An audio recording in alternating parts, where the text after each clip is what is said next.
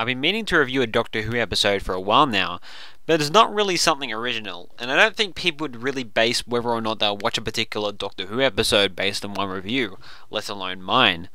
Why do I think this? Well, people are still happy to watch Doctor Who, despite the fact, in my opinion, Doctor Who has had a sudden drop of quality once Stephen Moffat became the head writer of the show, and has never really recovered. And while I like some of his earlier episodes, including The Doctor Dances, The Empty Child and Blink, his recent stuff has gotten worse and worse in my opinion, including the season starter episode, Asylum of the Daleks, an uninteresting episode full of plot holes.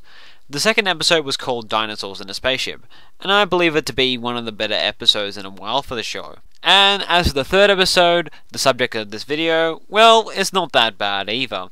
The episode is a western, fulfilling the quota of an episode set in the 19th century for every second or third episode of a Doctor Who series, and as one would suspect, tries to fill in as many western cliches and overused gags stolen from Back to the Future 3 as it can, supposedly because it's a tribute.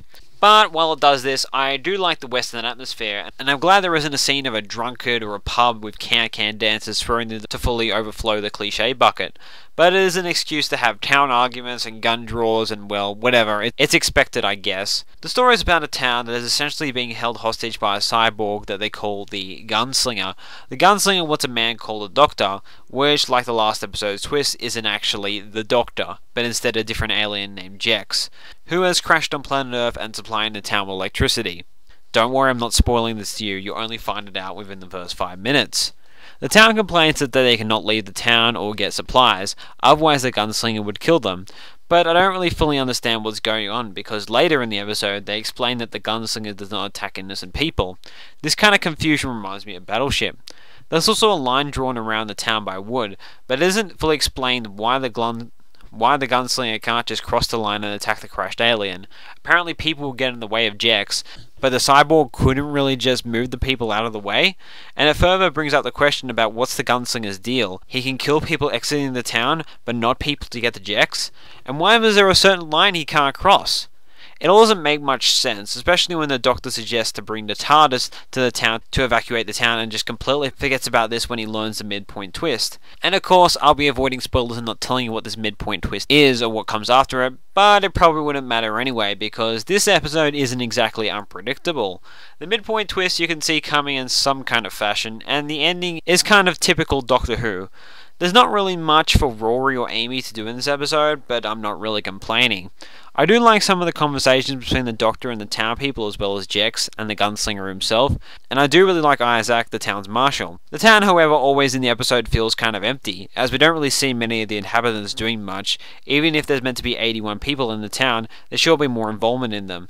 I expected at least for a few people to at least pull out a gun at the Gunslinger, but everyone just sits quiet.